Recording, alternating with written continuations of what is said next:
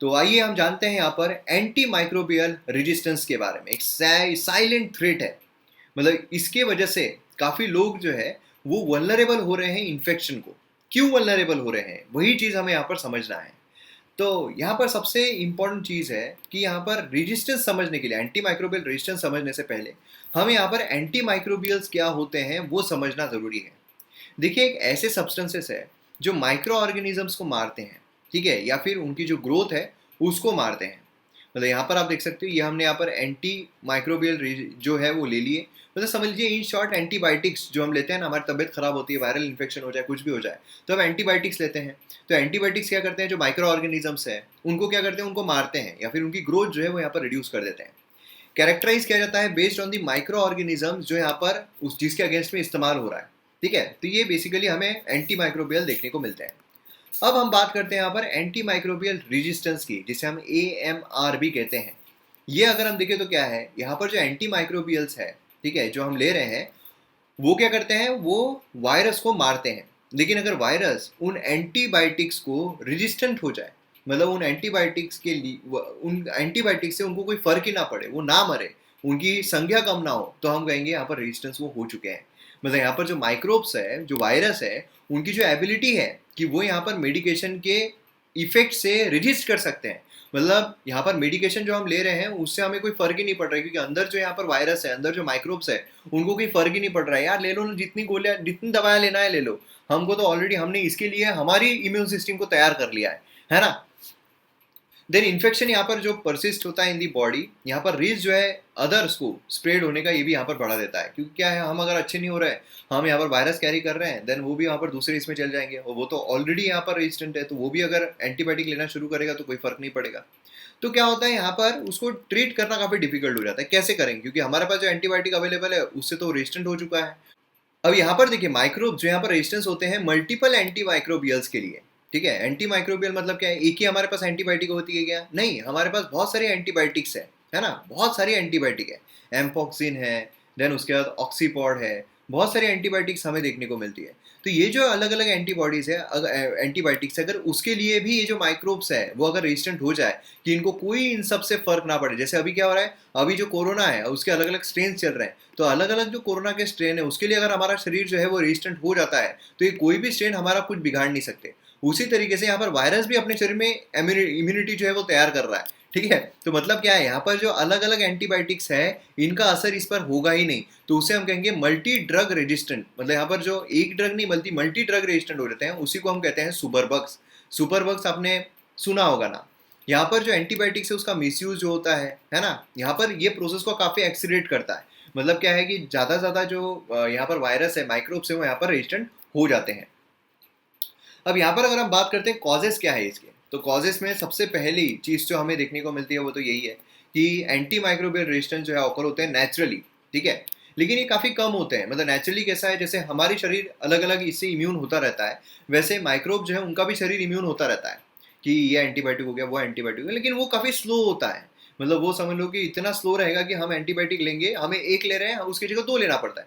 कभी कभार ऐसा होता है ना कि पहले हम एक ही दवाई में, एक ही डोज में सही हो जाया करते थे, लेकिन अब उसी के चलते दो दो तीन तीन डोज लेने पड़ते तब जाकर हम सही होते हैं। तो ये क्या है, ये रेजिस्टेंस हो रहा है, एंटी माइक्रोबियल रेजिस्टेंस हो रहा है, लेकिन ये स्लो ग्रेजुअल प्रोसेस होती है।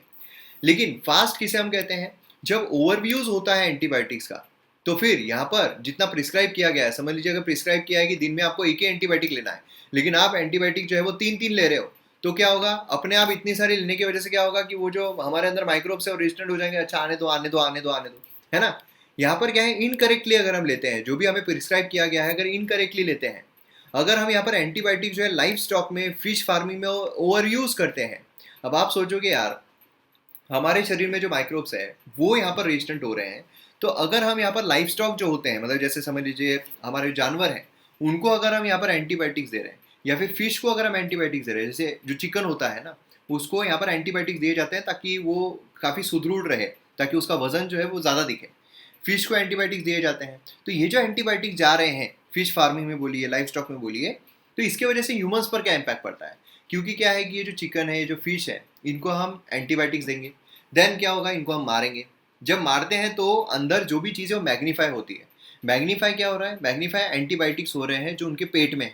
देन वो जब इंसान खाता है तो मतलब क्या हो रहा है, मतलब वो एंटीबायोटिक्स मैग्नीफाई होकर इंसान के शरीर में जा रहे हैं, है ना, जिससे क्या हो रहा है अंदर जो उसके माइक्रोब्स है वो उसके लिए रेजिस्टेंट होते जा रहे हैं। ठीक है, तो ये ओवर यूज जो है ये भी काफ़ी हानिकारक है। देन एंटीबायोटिक डिस्चार्ज जो होता है ये जैसे लेग्स में हो गया, रिवर्स में हो गया, कई सारे फार्मा फर्म्स जो है उनका डिस्चार्ज हमें लेग्स में देखने को मिलता है, रिवर में देखने को मिलता है।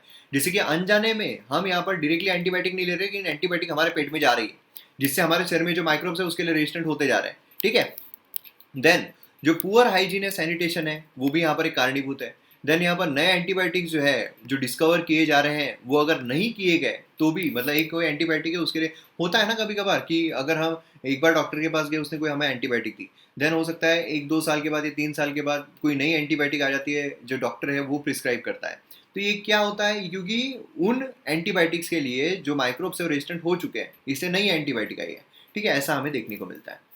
अब यहाँ पर अगर आप देखोगे तो स्प्रेड कैसे होता है ना, एंटीबायोटिक रेजिस्टेंस जो है कैसे स्प्रेड होता है। तो यहाँ पर एंटीबायोटिक जो है वो हमें देखने को मिल रही है। अभी जो एंटीबायोटिक है, अब ये अगर समझ लीजिए इंसानों को दी जा रही है, सॉरी जानवरों को दी जा रही है, जानवर जो उनके पेट में यहाँ पर एंटीबायोटिक रहेंगे, है ना, यहाँ पर एनिमल के पेट में ड्रग रेजिस्टेंट बैक्टीरिया जो है वो यहाँ पर तैयार हो जाएंगे।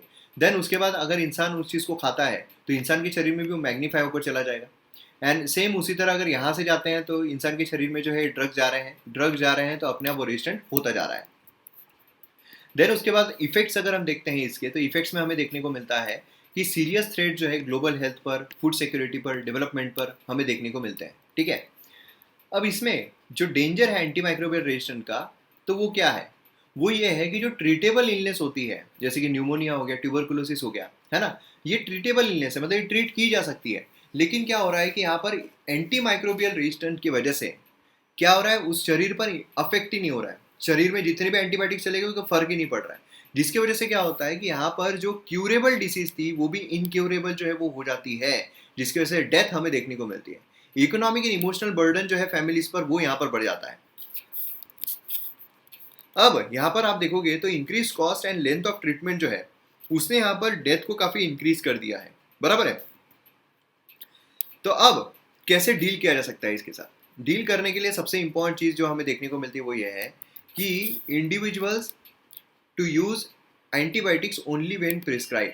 जब प्रिस्क्राइब आपको, नहीं तो क्या होता है हमारी आदत होती है कि थोड़ी बहुत सर्दी होगी क्या, थोड़ी बहुत बुखार हो गया क्या, चलो यार वो एंटीबायोटिक जो है वो लेकर आ जाते हैं, एक झटके में अच्छे हो जाएंगे। तो वो नहीं होना चाहिए। हेल्थ प्रोफेशनल जो उन्होंने भी एंटीबायोटिक प्रिस्क्राइब करना चाहिए जब ज़रूरत हो, नहीं तो हर वक्त ऐसा नहीं होना चाहिए कि यार फटाफट एंटीबायोटिक ले लो और अच्छे हो जाओ। Preventing infection by maintaining hygiene, hygiene जो है वो भी हमारा मेंटेन करना चाहिए। एक यहाँ पर जो नेशनल एक्शन प्लान है उसको यहाँ पर रिबूस्ट करना चाहिए जिससे कि हम एंटीबायोटिक रेजिस्टेंस जो है उसको हम टैकल कर सके। देन उसके बाद यहाँ पर जो सर्विलेंस है उसको इम्प्रूव करना पड़ेगा एंटीबायोटिक रेजिस्टेंस इन्फेक्शन से। एंड उसी के साथ साथ हमें देखने को मिलता है कि यहाँ पर एनिमल्स को जो एंटीबायोटिक दी जा रही है वो भी जो वेटरनरी डॉक्टर है उसके सुपरविजन में ही दिया जाना चाहिए, जिससे क्या है कि वो एंटीबायोटिक जो उसका यहाँ पर दुर्व्यवहार जो है वो ना हो। तो ये चीज़ें हमें देखने को मिलती है। अब WHO ने इसके द्वारा क्या क्या स्टेप्स लिए गए हैं, ये अगर हम देखते हैं तो ग्लोबल एक्शन प्लान जो है एंटी माइक्रोबियल रेजिस्टेंस में 5 स्ट्रेटेजिक ऑब्जेक्टिव हमें देखने को मिलते हैं WHO। वो कौन कौन से हैं, तो उसमें हमें देखने को मिलता है कि यहाँ पर अवेयरनेस इंप्रूव करना, अंडरस्टैंडिंग जो एंटी माइक्रोबियल रेजिस्टेंस की वो यहाँ पर इंप्रूव करना, देन यहाँ पर सर्विलेंस एंड रिसर्च जो है उसको यहाँ पर स्ट्रेंथन करना, देन इंसिडेंस जो इन्फेक्शन के उसको यहाँ पर रिड्यूस करना, देन यहाँ पर एंटी माइक्रोबियल मेडिसिन जो है उसका ऑप्टिमाइज करना इस्तेमाल। जैसा ऐसा नहीं है कि भरपूर लो यार, खाना खा रहे हो, अरे खाना मत खाओ, यहाँ पर एंटीबायोटिक्स लो। ठीक है, यहाँ पर सस्टेनेबल इन्वेस्टमेंट जो है एंटी माइक्रोबियल रेजिस्टेंस को काउंटर करने के लिए वो यहाँ पर रखना। तो ये सारी चीज़ें हमें देखने को मिलती है। 5 चीज़ें बहुत इंपॉर्टेंट है, डायरेक्टली अगर आप ये लिखोगे तो बहुत अच्छा इंपैक्ट पड़ता है। ठीक है, क्योंकि ये चीज़ चेंज नहीं होने वाली है। देन उसके बाद अगर हम बात करते हैं रिवीजन ऑफ एंटीबायोटिक्स प्रोटोकॉल, ये हमें देखने को मिलता है, मतलब बेसिकली रिवीजन किया गया है पर एंटीबायोटिक प्रोटोकॉल का। एसेंशियल मेडिसिन लिस्ट यहाँ पर दी गई, जो सभी कंट्रीज अपनी अपनी लिस्ट कौन कौन सी लेना है कौन कौन सी नहीं उसमें डालते हैं। WHO ने ड्रग्स को 3 कैटेगरीज में डिवाइड किया है, एक है एक्सेस, दूसरा है वॉच कैटेगरी एंड तीसरी है रिजर्व कैटेगरी। एक्सेस कैटेगरी ऐसे है जो कॉमनली एंटीबायोटिक्स यूज किए जाते हैं, ठीक है, उसका तुम यूज कर लो, कोई फर्क नहीं पड़ता है। वॉच में ऐसे है कि यहाँ पर रिकमेंड किए जाते हैं एज फर्स्ट और second choice treatment small infection के लिए। एंड रिजर्व वो होते हैं जो एकदम ही सीवियर सर्कमस्टांसेस है उसमें इस्तेमाल किए जाने चाहिए। ठीक है, तो ऐसे यहाँ पर 3 कैटेगरीज है वो यहाँ पर हमें देखने को मिलते हैं। देन उसके बाद अगर हम देखते हैं तो इंडिया ने कौन कौन से स्टेप लिए, तो इंडिया का हमें स्टेप देखने को मिलता है सबसे पहले तो रेड लाइन कैंपेन जो लॉन्च किया गया 2016 में, यहाँ पर only antibiotics and mark with the red line to curb the irrational use, तो ये हमें देखने को मिलता है, रेड लाइन मार्क की गई। The national anti microbial resistance research and surveillance network, ये स्टैब्लिश किया गया Indian council of medical research के द्वारा, जिससे कि सर्विलेंस जो है एंटी माइक्रोबियल रेजिस्टेंस का कंट्री में वो यहाँ पर स्ट्रेंथन किया जा सके, और जो कंपाइलेशन है नेशनल डेटा का वो यहाँ पर अनेबल किया जाए। देन उसके बाद नेशनल एक्शन प्लान जो है वो हमें देखने को मिलता है, जिसमें यहाँ पर अवेयरनेस जो है वो स्प्रेड करना मासेस में, देन सर्विलेंस को स्ट्रेंथन करना, रैशनल यूज जो एंटीबायोटिक का उसको इम्प्रूव करना, इन्फेक्शन जो उसको रिड्यूस करना, तो ये सारी चीज़ें हमें देखने को मिलती है। अब देखिए यहाँ पर अगर हम बात करते हैं चैलेंजेस जो इंडिया फेस कर रहा है, इंडिया सबसे पहले तो ट्विन चैलेंजेस फेस कर रहा है। ट्विन चैलेंजेस कौन कौन से हैं, तो इसमें हमें देखने को मिलता है सबसे पहले तो ओवर कंजम्पशन जो है उससे फाइट करना, कि लोगों को ओवर कंजम्पशन हो रहा है, लोगों को बहुत ज़्यादा एंटीबायोटिक जा रही है, तो भैया खतरा हो सकता है, यहाँ पर बॉडी जो है रेजिस्टेंट हो जाएगी। दूसरी चीज़ जो हमें देखने को मिलती है वो ये है कि यहाँ पर जो पुअर है, वल्नरेबल है, उन तक ईजी एक्सेस जो है एंटीबायोटिक्स का वो भी पहुँचना चाहिए। मतलब एक तरफ है कि लोगों को रोकना है, एक तरफ है कि लोगों को देना है, तो ये ट्विन चैलेंज फेस कर रहा है इंडिया। देन मेडिकल प्रैक्टिशनर जो है, जनरल पब्लिक जो उनमें अवेयरनेस नहीं है, तो ये एक बहुत बड़ा चैलेंज है। देन अलग अलग वेरियस मिनिस्ट्रीज जो उसमें कोऑर्डिनेट करना है, इसमें भी इंडिया जो है काफ़ी चैलेंज फेस करता है।